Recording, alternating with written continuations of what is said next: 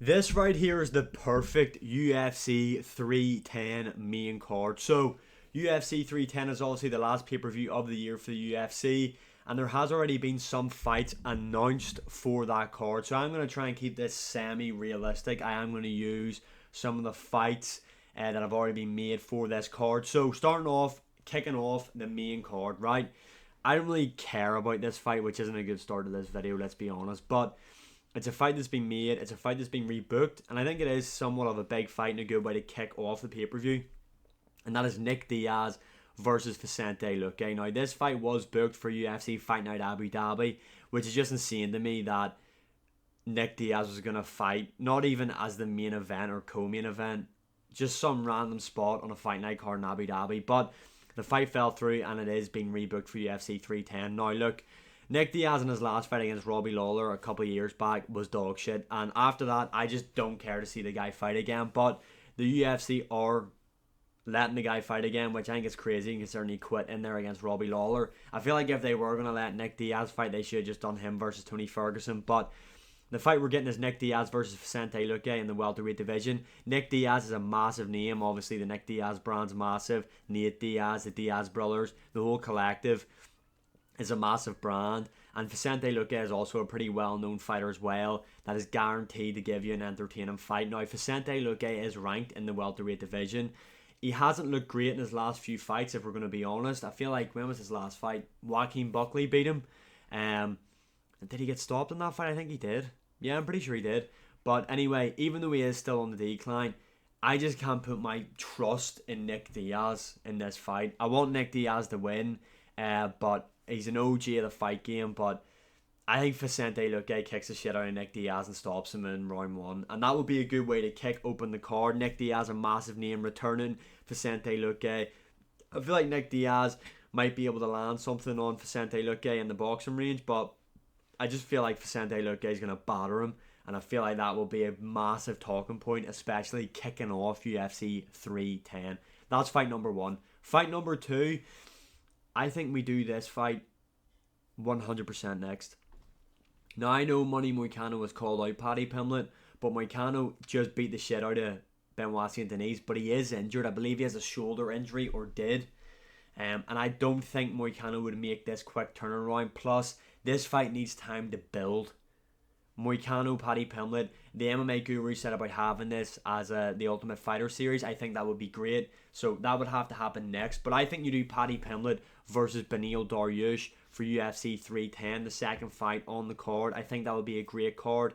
Paddy Pimblett, in my opinion, after that, I thought he lost to Jared Gordon, to be honest. And I thought it wasn't a good showing for Paddy Pimblett in that fight. But then when he came back, people shit on his performance against Tony Ferguson, but he nearly got Tony out of there in the first round. I feel like he just dominated Tony Ferguson. Now, you could say that's Tony Ferguson, like that's not an impressive win. But then he went in there at UFC 304, I believe, was the Manchester card, against Bobby Green, and just showed how elite he is, especially in the grappling. Like, even on the feet as well, he had success against Bobby Green. I thought Paddy was going to lose that fight personally, but Paddy Pimblett showed that he is an elite level fighter. Beneil Dariush, I think, is the perfect name for him. I think Beneil is just ranked outside the top 5, so it is a jump up in competition for Paddy Pimblett in terms of the rankings. However, Paddy is a massive name, and I feel like the UFC would want to get him closer to the title. If you put Paddy Pimblett in there against Beneil Dariush, now Beneil, in my opinion, was one of the more underrated fighters on the roster, especially at lightweight. I feel like that guy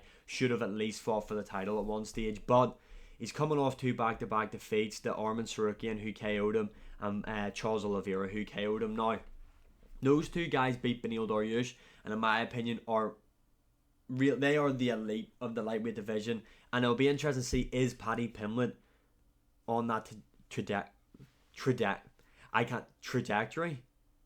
I can't even fucking say the word, but you know what I'm saying. How do you say that word? Trajectory? I can't fucking say it. What the fuck? I've just had a mind blank. But you know what I mean anyway. Is Paddy Pimblett that elite? Is he up there with those guys? I feel like Beneil Dariush would definitely be a good test for him. And it is a winnable fight for Beneil Dariush as well. Don't get me wrong. He's got a lot of power in his hands, and also is a good grappler. But I think Paddy would KO Beneil. I think Beneil is a bit chinny, and Paddy does carry a lot of power in his hands. I think this is a perfect matchup. I feel like Paddy Pimblett definitely needs to get out at least one more time before the year ends. And I think on UFC 310, Paddy Pimblett, Beneil Dariush, and then that sets up the Moicano Paddy Pimblett Ultimate Fighter Series, which would be a massive fight. Next up on the card, the feature fight will be Ciryl Gane versus Volkov 2. It was meant to take place at UFC 308, although Volkov did get injured. I thought the most logical thing to do then would just be to have Tom Aspinall versus Ciryl Gane maybe in UFC 310, but the UFC have opted for booking this matchup. So does this mean that the UFC know whoever wins between Stipe versus John Jones is going to fight Tom Aspinall next? Who knows? But either way, this will be a fun fight. I feel like Ciryl Gane will put on a you must have forgot performance in here against Volkov. He's beat the guy before. Volkov, though, has improved massively since that fight. Just look at what he done to Sergey Pavlovich in there. He butchered the guy while getting his hair combed in between rounds. But I feel like Ciryl Gane is definitely up there, top 3 best heavyweights right now. And I feel like after that John Jones loss, a lot of people just aren't giving him the respect that he deserves, and I feel like he will put on a clinic in there against Volkov and win this fight. Ignore the voice break. I don't think he wins by decision though. I don't think he wins by decision. I don't think he wins by KO.